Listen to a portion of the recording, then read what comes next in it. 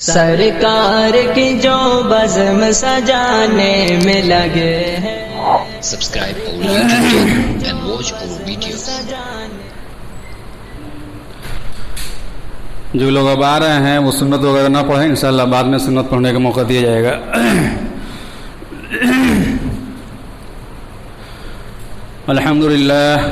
الحمدللہ نحمده ونستعینه ونستغفره ونعوذ باللہ من شرور انفسنا ومن سیئات اعمالنا من يهده الله فلا مضل له ومن يضلله فلا هادي له ونشهد أن سيدنا ومولانا محمدا عبده ورسوله. أما بعد فأعوذ بالله من الشيطان الرجيم. بسم الله الرحمن الرحيم. وأقيموا الصلاة ولا تكونوا من المشركين. صدق الله العظيم. وقال النبي صلى الله عليه وسلم لا إيمان لمن لا صلاة له او کما قال علیہ الصلاۃ والسلام. سبھی حضرات درود پاک پڑھ لیجئے. اللہم صلی علی سیدنا مولانا محمد وبارک وسلم. یا رب صلی وسلم دائما ابدا علی حبیبک خیر الخلق کلہم. جو حضرات پیچھے بیٹھے ہیں وہ آگے آ جائیں تاکہ بعد میں آنے والے لوگ صفوں کو پھان کے آگے نہ آئیں. میرے بھائیو، بزرگوں، دوستو، جو میں نے قرآن شریف کی آیت تلاوت کی اس کا ترجمہ یہ ہے. اللہ رب العزت ارشاد فرما رہے ہیں کہ اور نماز کو قائم کرو اور مشرکین میں سے مت ہو جاؤ. اور جو حدیث پاک پڑھی اس کا ترجمہ یہ ہے. حضرت ابو درداء رضی اللہ عنہ سے روایت ہے کہ نبی پاک صلی اللہ علیہ وسلم نے ارشاد فرمایا اس شخص کا ایمان میں کوئی حصہ ہی نہیں ہے جس شخص کی نماز نہ ہو. میرے بھائیو، بزرگوں اور دوستو، اللہ رب العزت نے اس دنیا کے اندر انسانوں کو تھوڑے سے دنوں کے لیے زندگی دے کر بھیجا ہے. جب جس کا وقت ہوتا ہے اس دنیا سے چلا جاتا ہے. نہ کوئی اپنے مرضی سے آیا ہے نہ کوئی اپنے مرضی سے جائے گا. جب جس کا وقت ہوتا ہے کسی نہ کسی بہانے سے، کسی بیماری سے، کوئی نہ کوئی بہانے سے اللہ رب العزت اس کو بلا لیتے ہیں، وہ دنیا سے چلا جاتا ہے. تو یہ تھوڑی سی جو زندگی ہے، اس زندگی میں اللہ رب العزت نے انسانوں کو کچھ مقصد دیا ہے. اور وہ مقصد کیا ہے کہ اللہ رب العزت کی عبادت کی جائے.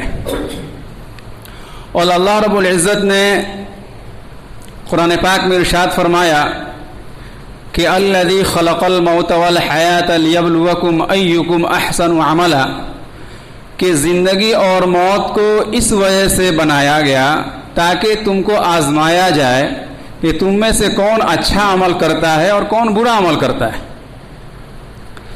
اللہ رب العزت نے اس دنیا کے اندر انسانوں کو ایک مقصد دے کر بھیجا، اور وہ مقصد کیا ہے؟ عبادت. عبادت کچھ تو باتیں ہوتی ہیں کرنے کے لیے، ان باتوں کو کریں گے تو اللہ رب العزت ہمیں ثواب دیں گے.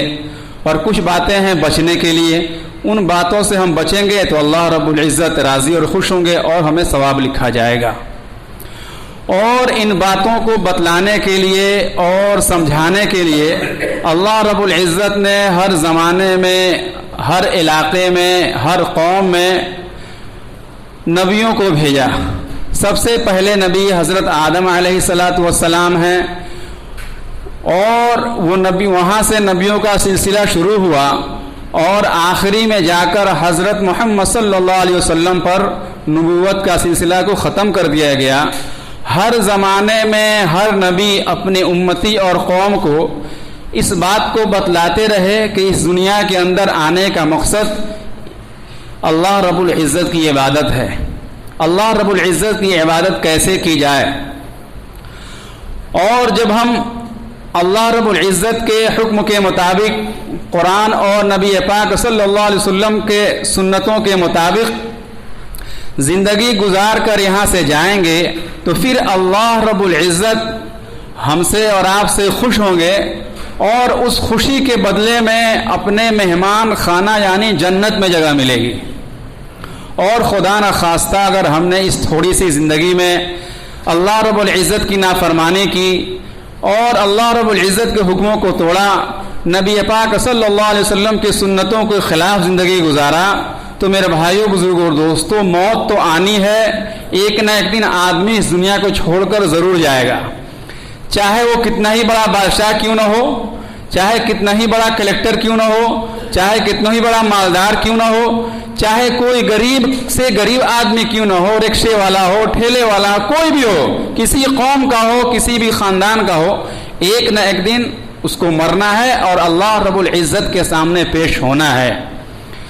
تو اگر ہم یہاں پر اچھے اعمال کر کے اللہ کے حکموں کے مطابق زندگی گزار کر جائیں گے تو اللہ رب العزت راضی اور خوش ہوں گے، اور خدا نہ خواستہ اپنی منمانی کی، اپنی مرضی کے مطابق شیطان کی باتوں کو مانا تو میرے بھائیوں، بزرگوں، دوستوں، اللہ رب العزت ہم سے ناراض ہوں گے اور اس ناراضگی کے سبب ہمیں اور آپ کو جہنم میں ڈال دیا جائے گا.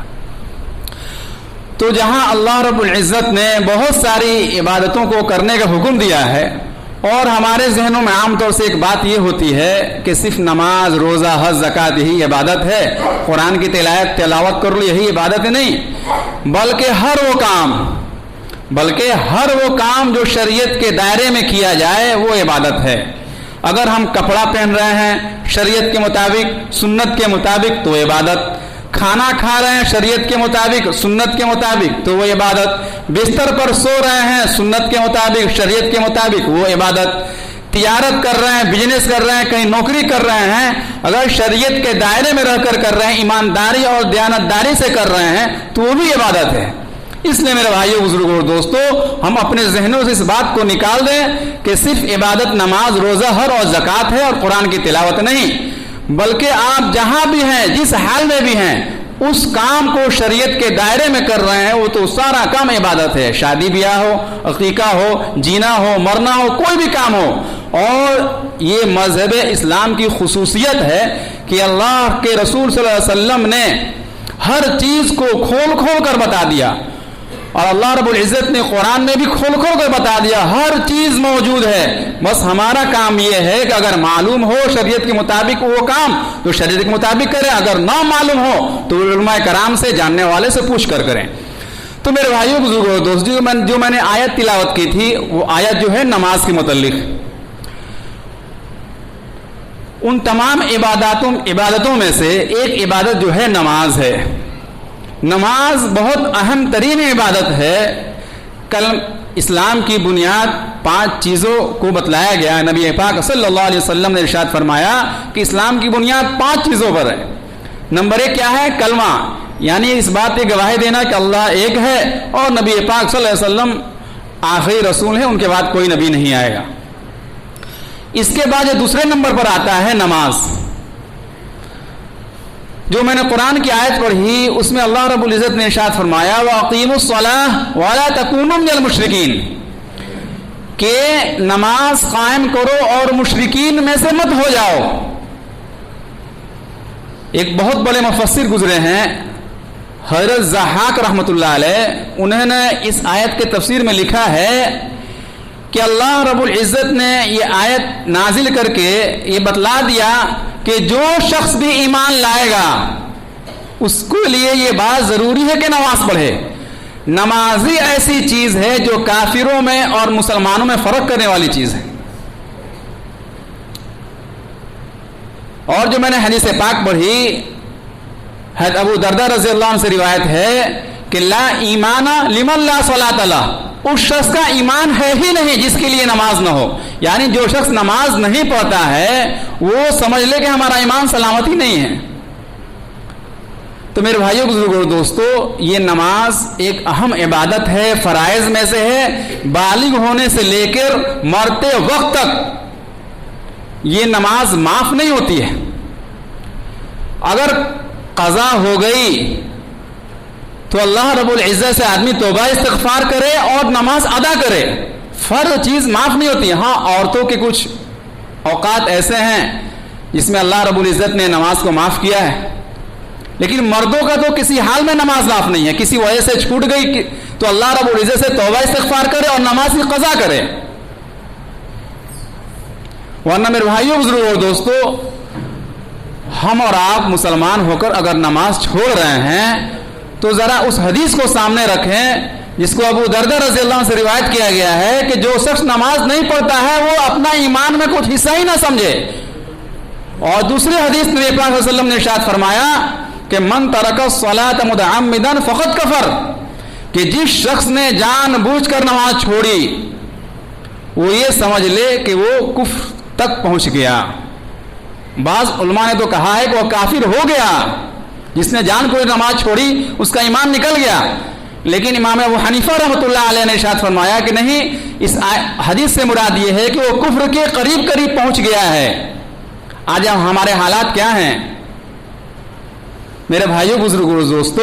ہم 8-8 گھنٹہ ڈیوٹی کرنے کے لیے تیار ہیں، 12-14 گھنٹہ دکان چلانے کے لیے تیار ہیں، دن میں ڈیوٹی کرنے کے بعد اوور ٹائم کرنے کے لیے تیار ہیں. لیکن میرے بھائیوں بزرگوں دوستو، 5 وقت کی نماز کا اگر ٹائم نکالا جائے 24 گھنٹے میں تو 1 گھنٹہ وقت بنتا ہے، تقریباً مشکل سے 1 گھنٹہ بنتا ہے. کیا 24 گھنٹے میں ہمارے پاس 1 گھنٹہ وقت نہیں ہے جو اپنے آخرت کے لیے، اور جو ہمارے سروں پر وہ آخرت کا دن کھڑا ہے، آنے والا ہے اور یقیناً آئے گا، ہمارا ایمان ہے، اس وقت ہمارا حساب کتاب ہوگا، اس کے لیے ہمارے پاس 1 گھنٹہ وقت نہیں ہے؟ میرے بھائیوں بزرگوں اور دوستوں، یہ نماز بہت اہم ترین عبادت ہے. لیکن ہمارا حال یہ ہے میرے بھائی کہ ہم جمعے کے لیے تو آ جاتے ہیں اور نمازوں سے ہمیں کوئی لینا دینا نہیں. یاد رکھیے کہ نماز کبھی معاف نہیں ہوتی ہے، نماز کبھی معافی نہیں ہے. نماز چھوٹ گئی، اللہ سے توبہ استغفار کیجیے اور قضا کیجیے. بالغ ہونے سے لے کر مرتے دم تک کوئی نماز نہیں معاف ہے. ہاں، اور تو کچھ حالات ہیں جو اس میں شریعت نے معافی دی ہے. یہاں تک مسئلہ لکھا ہے کہ آدمی اگر ندی میں، سمندر میں کہیں ڈوب رہا ہے، اگر نماز کا وقت ہو گیا ہے تو نماز کی نیت باندھ کے اس میں ڈوب جائے، مر جائے. لیکن اس حال میں بھی نماز چھوڑنا جائز نہیں. جان نکل رہی ہے، وہاں پہ ڈوب رہا ہے، لیکن مسئلہ لکھا ہے نماز کا وقت ہو گیا ہے تو نماز کی نیت باندھ لے اور ڈوب جائے. آپ ذرا غور کیجئے میرے بھائیو بزرگوں اور دوستوں کہ نماز کی حیثیت کتنی اونچی ہے اور کتنی اہم ترین عبادت ہے کہ نبی پاک صلی اللہ علیہ وسلم پر جتنے احکامات نازل کیے گئے ہیں اس دنیا کے اندر نازل کیے گئے ہیں. اللہ رب العزت نے جبریل علیہ الصلوۃ والسلام کو حکم دیا اور جبریل علیہ السلام نے حضور پاک صلی اللہ علیہ وسلم پر وہ حکم لا کر سنا دیا اور پھر نبی پاک صلی اللہ علیہ وسلم نے ہمیں اور آپ کو بتلا دیا. لیکن نماز یہ ایسی اہم ترین عبادت ہے کہ نبی پاک صلی اللہ علیہ وسلم کو معراج کے رات میں اوپر بلایا گیا اور اوپر بلا کر جب کوئی دوست کسی دوست کو بلاتا ہے اپنے پاس تو کوئی قیمتی تحفہ دیتا ہے. اسی طریقے سے جب اللہ رب العزت نے نبی پاک صلی اللہ علیہ وسلم کو اپنے پاس بلایا تو اس وقت اپنے محبوب صلی اللہ علیہ وسلم کو اپنے اعتبار سے سب سے قیمتی تحفہ دیا. وہ تحفہ کیا تھا؟ نماز. لیکن میرے بھائیوں بزرگوں اور دوستوں، اس نماز کو ہم نے یوں ہی چھوڑ دیا اور غفلت کی وجہ سے اور اپنی منمانی اور نفس اور شیطان کی پیروی کی وجہ سے یوں ہی اس کو پسے پش ڈال دیا ہے اور اس کی کوئی ویلیو نہیں دیتے. کتنی اہم عبادت ہے کہ ساری احکامات جو بھی چیزیں ہیں وہ دنیا کے اندر نازل بتایا گیا کہ یہ حکم یہ ہے، آج سے یہ کرنا ہے، آج سے یہ کرنا ہے، لیکن نماز کو یہاں نہیں بتلایا گیا. اوپر اللہ رب العزت نے نبی پاک صلی اللہ علیہ وسلم کو بلا کر دیا. اور کلمے کے بعد سب سے اہم ترین عبادت نماز ہے، فرض ہے. فرض کبھی معاف نہیں ہوتا ہے. میرے بھائیوں بزرگوں اور دوستوں، اسی وجہ سے نبی پاک صلی اللہ علیہ وسلم نے ماں باپ کو حکم دیا کہ جب تمہارا بیٹا، بال بچہ، بیٹا یا بیٹی کوئی بھی ہو، اولاد 7 سال کی ہو جائے تو اس کو نماز کا حکم کرو، نماز کی اہمیت بتلاؤ، نماز کو پڑھنے کے لیے کہو. جب ہم بار بار اس سے کہیں گے نماز پڑھو، نماز یہ ہے، نماز ایسے ہے، نماز کی فرضیت کے بارے میں بتلائیں گے تو دھیرے دھیرے نماز کی اہمیت اس کے دل میں بیٹھے گی. اور جب لڑکا بالغ ہوگا اور شروع سے عادت پہلے سے پڑی رہے گی تو بالغ ہونے کے بعد کوئی نماز اس کی نہیں چھوٹے گی. کسی احکام کے بارے میں نبی پاک صلی اللہ علیہ وسلم نہیں بتلایا کہ پہلے سے اس کی عادت ڈالو، پہلے سے یہ کام شروع کر دو، بالغ ہونے سے پہلے یہ کام شروع کر دو، نہیں. لیکن نماز اتنی اہم ترین عبادت ہے کہ والدین کو حکم دیا گیا ہے. اب ذرا ہم اپنے گربانوں میں جھانکیں اور اپنے آپ سے پوچھیں کہ اگر میرا بچہ ایک دن اسکول نہیں جاتا ہے، ایک دن ہوم ورک نہیں کرتا ہے، تو ہم اس سے سوال کرتے ہیں، پوچھتے ہیں کہ تم اسکول کیوں نہیں گئے، تم نے ہوم ورک کیوں نہیں کیا ہے، اور یقیناً پوچھنا چاہیے. لیکن میرے بھائیوں بزرگوں اور دوستوں، کیا ہماری وہی حیثیت اس وقت ہوتی ہے جب میرا بیٹا نماز چھوڑتا ہے، میری بیٹی نماز چھوڑ دیتی ہے، یا ہمارے ماتحت جو بھی لوگ ہیں نماز چھوڑ دیتے ہیں؟ نہیں ہوتی ہے. تو میرے بھائی جو حدیث ہے لا ایمان لمن لا صلاۃ لہ، کہ اس شخص کے لیے ایمان ہی نہیں ہے جس شخص کی نماز نہ ہو، بہت ہی غور کرنے کی بات ہے. ہمارے ایمان پر خطرہ ہے اگر ہم نماز نہیں پڑھ رہے ہیں تو. اس نماز کو ہلکے مت لیجئے. اللہ رب العزت نے اپنے محبوب کو اپنے پاس بلا کر یہ بہت قیمتی تحفہ دیا ہے، اور جو چیز جتنی قیمتی ہوتی ہے اگر ہم اس کی بے حرمتی کرتے ہیں تو پکڑ بھی اتنی ہوتی ہے. اس لیے میرے بھائیوں بزرگوں اور دوستوں، جہاں ہم اور چیزوں پر اور باتوں پر محنت کرتے ہیں، دنیا بنانے کے لیے، اپنے گھر کو بنانے کے لیے محنت کرتے ہیں، تو ہم اس چیز سے کیوں غفلت میں پڑے ہوئے ہیں کہ ہم آخرت نہ بنائیں؟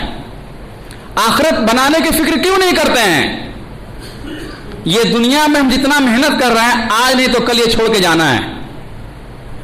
حلال طریقے سے کمائیے، کوئی منع نہیں ہے. حلال طریقے سے گھر بنائیے، کوئی منع نہیں ہے. حلال طریقے سے کھائیے پیجیے رہیے، کوئی منع نہیں ہے. لیکن میرے بھائیوں بزرگوں اور دوستوں، 14 گھنٹہ 15 گھنٹہ ہم دنیا کے لیے محنت کر سکتے ہیں، تو کیا 1 گھنٹہ اپنے دین کے لیے، اپنے آپ کے لیے، اپنی آخرت بنانے کے لیے محنت نہیں کر سکتے ہیں؟ جو میں نے حدیث پاک بتلائی کہ نبی پاک صلی اللہ علیہ وسلم نے ارشاد فرمایا کہ 7 سال کا جب بچہ ہو جائے تو نماز کا حکم کرو، اور جب 10 سال کا ہو جائے تو اس کو مارو. تو میرے بھائی ذرا آپ سوچئے کہ اگر میرا بچہ نماز نہیں پڑھ رہا ہے تو یہ مت سوچئے کہ بچہ مجرم ہے. اس حدیث کے اعتبار سے آپ خود مجرم ہیں. اور قرآن کی آیت میں صاف صاف کہا گیا ہے قوا انفسکم واہلیکم نارا، اپنے آپ کو بھی جہنم کی آگ سے بچاؤ اور اپنے اہل و عیال کو بھی جہنم کی آگ سے بچاؤ. ایسا نہیں ہے کہ بعض لوگ کہہ دیتے ہیں کہ وہ کرنے دو، جو کر رہا ہے خود ہی بھگتے گا. نہیں، آپ کی اولاد ہے، آپ سمجھائیے، آپ اس کو روکیے ٹوکیے. پھر اگر نہیں مان رہا ہے، بات نہیں سن رہا ہے، کچھ کر رہا ہے، تو آپ کی ذمہ داری، آپ اس کی ذمہ داری سے بری ہیں. لیکن یوں ہی چھوڑ دینا، آپ خود مجرم ہیں. اس لیے میرے بھائیوں بزرگوں اور دوستو، ہم تو سب سے پہلے خود ہم نماز کی اہمیت کو اپنے دل کے اندر بیٹھائیں، اور جتنی ہماری بالغ ہونے کے بعد سے نمازیں قضا ہوئی ہیں ان سب کو ہم پورا کریں. فرض معاف نہیں ہونے والا ہے. جو اللہ نے فرض کر دیا ہے وہ معاف نہیں ہے. آگے پیچھے ہو گیا تو اللہ سے توبہ استغفار کیجئے اور اس کی قضا پڑھیے.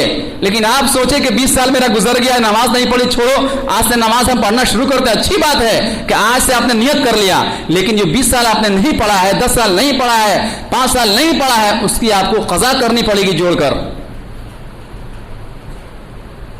تو میرے بھائیوں بزرگوں اور دوستو، ہم سب سے پہلے نماز کی پابندی کریں، اور اس کے ساتھ ساتھ اپنے بچوں کو، اپنے بچیوں کو، جو کم عمر والے ہیں ان کو بھی کہیں، اور جو بڑے عمر والے ان کو زبردستی نماز پڑھنے کے لیے کہیں. نہیں تو ہم خود مجرم ہوں گے. وہ تو مجرم ہوں گے ہی، ہم خود مجرم ہوں گے.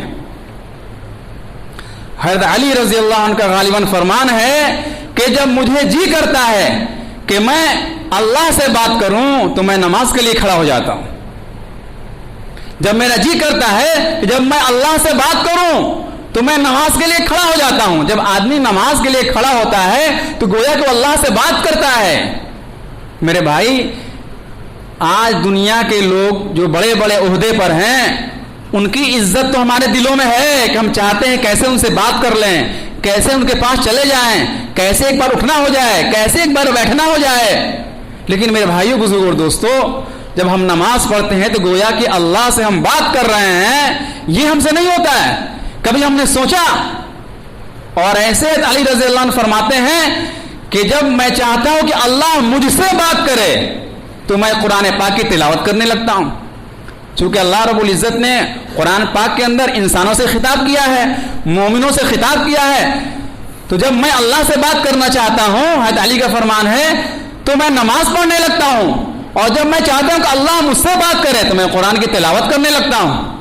تو یہ نماز کے اندر دونوں باتیں ہیں، آدمی قرآن کی تلاوت بھی کر رہا ہے اور گویا کہ اللہ اس سے بات کر رہا ہے، اور نماز کے لیے جب کھڑا ہو رہا ہے تو گویا کہ اللہ سے وہ بات کر رہا ہے۔ تو میرے بھائیوں بزرگوں دوستوں، بہت ہی اہم ترین عبادت ہے۔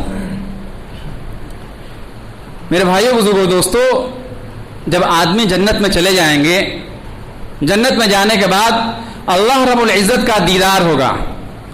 اللہ رب العزت نے مصلحتاً اس دنیا کے اندر ہماری زندگی کو، ہمارے بدن کے سسٹم کو لمیٹڈ بنایا ہے، ایک لمٹ پہ یہ کام کرتا ہے، اس لمٹ سے آگے جا کے یہ فیل ہو جاتا ہے۔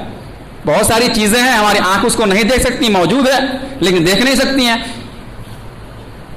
ایسے میرے بھائیوں بزرگوں دوستوں، جب ہم جنت میں جائیں گے، جنت میں جانے کے بعد اللہ رب العزت وہ طاقت دیں گے ہماری آنکھوں کو، اور قوت دیں گے اور اپنی دیدار کرائیں گے۔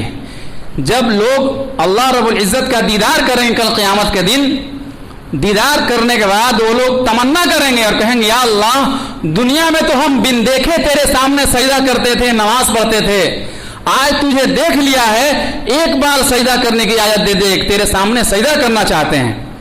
اللہ رب العزت ارشاد فرمائیں گے، اے میرے بندو، دنیا میں جب تم تھے تو میں تمہارا مالک تھا، تم میرے بندے تھے، میں تمہیں حکم دیا تھا نماز پڑھنے کے لیے، میرے سامنے سر جھکاتے تھے۔